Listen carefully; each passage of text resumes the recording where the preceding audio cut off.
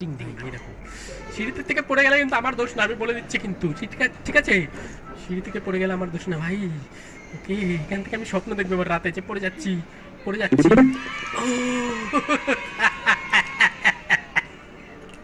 Yes, পেরে গেছি ভাই, আমাদের ফার্স্ট চেক পয়েন্ট আমরা চলে এসেছি। ও ভাই, এটা কতটা স্ক্যারি ছিল।